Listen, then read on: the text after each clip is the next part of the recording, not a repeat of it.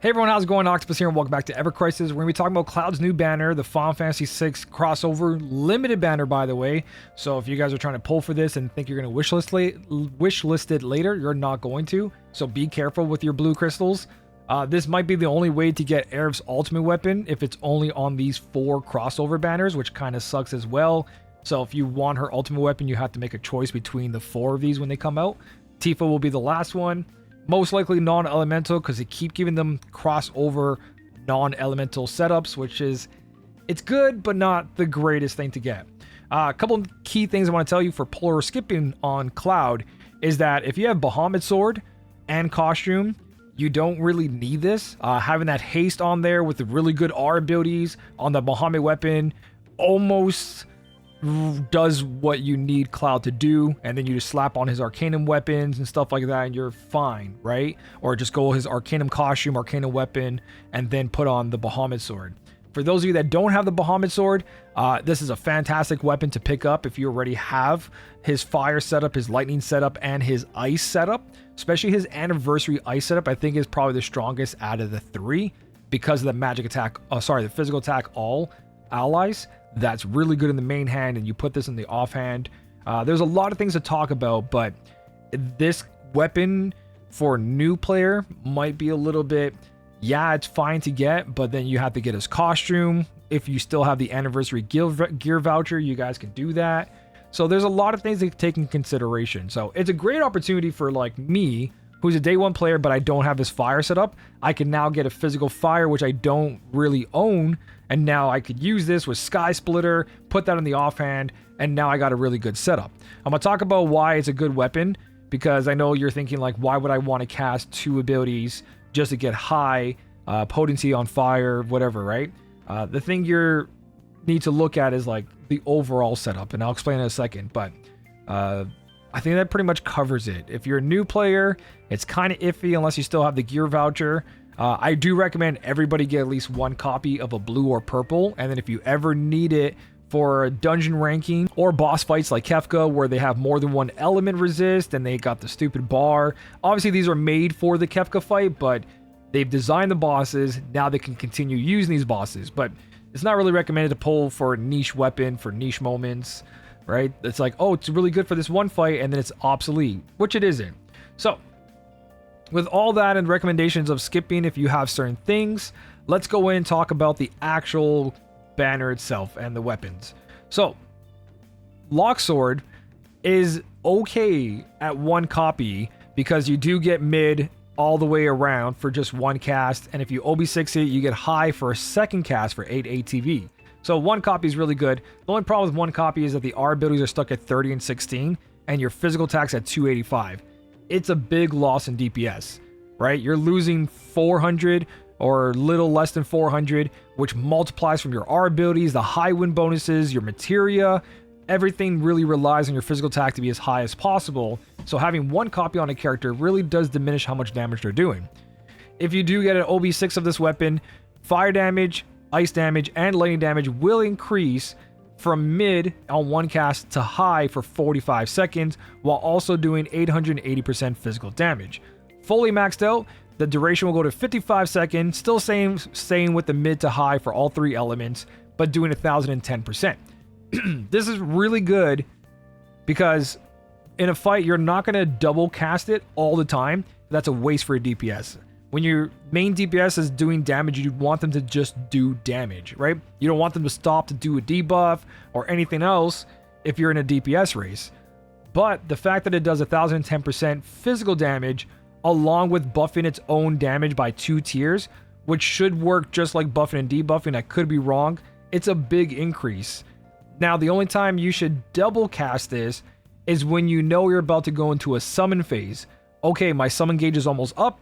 I want to do maximum damage. Let me use this attack twice because summons are very powerful. And if you stack the right element potency with that summon, with Arcanum and all that, that's going to do a ton of damage. That makes up the difference of using 2 of these attacks instead of 2 of your main weapon attack, right? So increasing your fire, ice, or lightning damage to tier 3 during a summon will make up the difference for using this weapon throughout the fight. Now, the R abilities at fully maxed out are 4652, which is really good, right? You get 26 points, which is a 22% increase in damage just for having this in the offhand and boost attack. This complements a lot of his setups. Again, if you have his Ice Sword, it works really well because you have that a physical attack all allies. And if you have the Bahamut one, you kind of don't need this here because you're not going to be doing any kind of elemental damage. Mixing this with Bahamut kind of takes the place of this. It all depends on the quest, right? Not everything is going to be non-elemental, so having the ability to raise your damage is really good.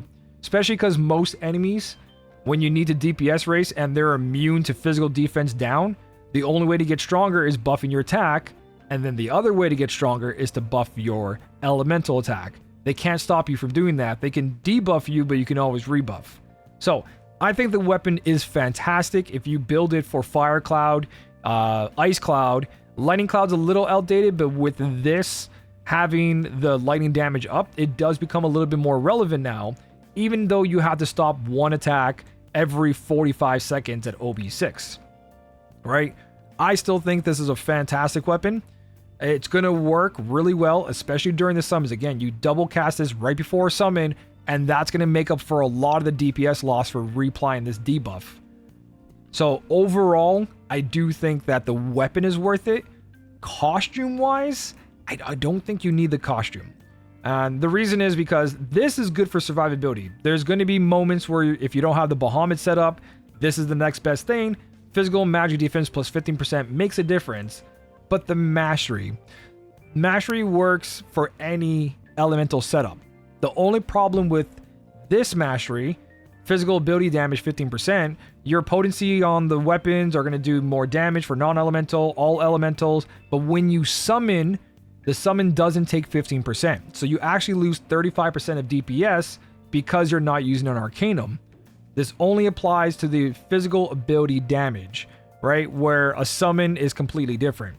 So that DPS loss there kind of sucks, and that's why you want to do actual Fire Arcanum Cloud, Ice Arcanum Cloud, or Lightning Arcanum Cloud garb, or his costume, with his weapon and the new weapon. You don't need this costume.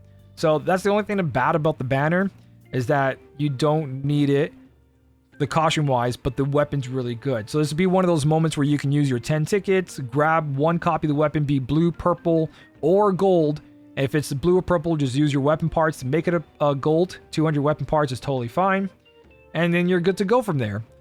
Now, if you are someone who chooses to go for this, the 3 builds, first one being a lightning build, is you want to go Murasami Cloud, obviously, right? His main hand weapon is going to be in the main hand.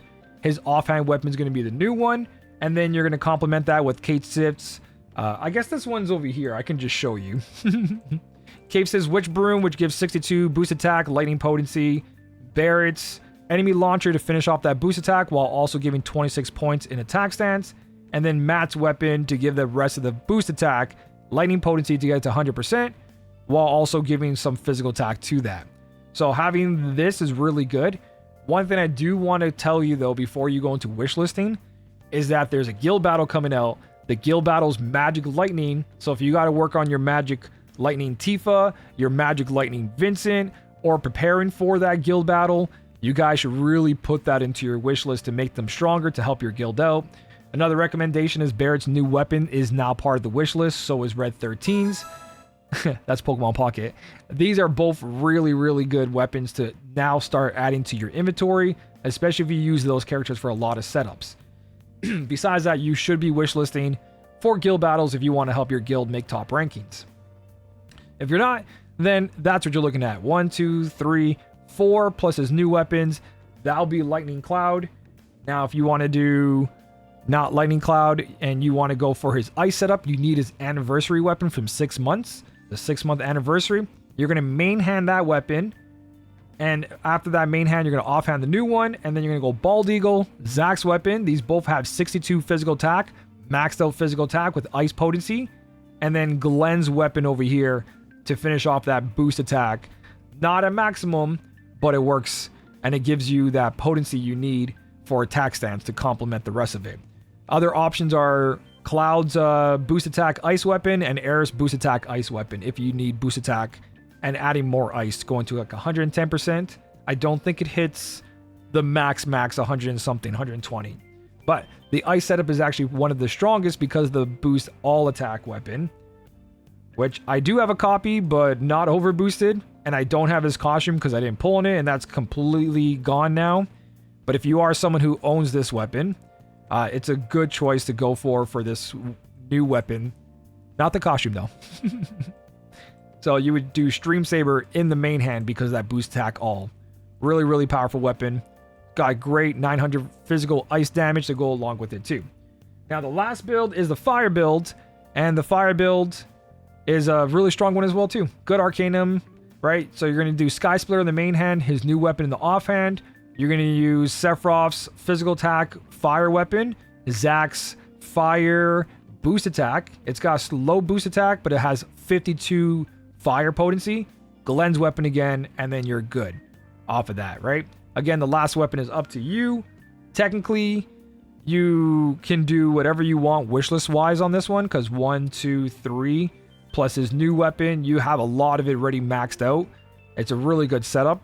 So again, wishlist what you guys need to wishlist, but overall, this is what you guys are looking for. So Sky Splitter is this weapon right here. That's what you would main hand for fire. Murasami is what you would main hand for lightning. And then the ice weapon for the ice setup. And these all work with Ifrit, Shiva, and Ramu, which are all currently out. So 3 solid builds. Make sure that your Cloud is all arounder for those 3 elements, which one character builds all. The double buff is going to work, right? Especially when you start doing the summons in the fight. It makes up that DPS difference. But it's also dependent on what you guys have. Again, Bahamut Anniversary. You could just keep using that Bahamut sword in the offhand or main hand because of the boost attack all. And it also has haste. So overall, great banner for the weapon. Not a great banner for the costume, and not a great because it's limited, so you have to kind of chase OB6 now or very close to it. I would say just do the 2 pages. If you get more than just what they guarantee you, you'll have higher than OB3. If not, OB3, and then you need 600 weapon parts to OB6 it, and you can slap it to any of your setups. So I think just like Terra's, so Air's banner, grab 1 copy so you have that choice in the future, because it is a good one. But only go for like the blue or purple. Don't dig deep. 3,000 blue crystals or the free 10 draw. I think I covered everything. It is one of those weird crossovers where it's like, it's new. There is new mechanics in there that can help in multiple different areas. But how important it is to pull for any of these banners is dependent on your account. It isn't a straightforward, like, I'm gonna look you in the eyes like, this is busted. Pull this. It's so good. It's very depending on your account kind of situation. If you're new, you're old, like I said. So let me know what you guys think down below about these weapons. Besides all that, thank you so much for watching. Keep on smiling, and I'll smell you later.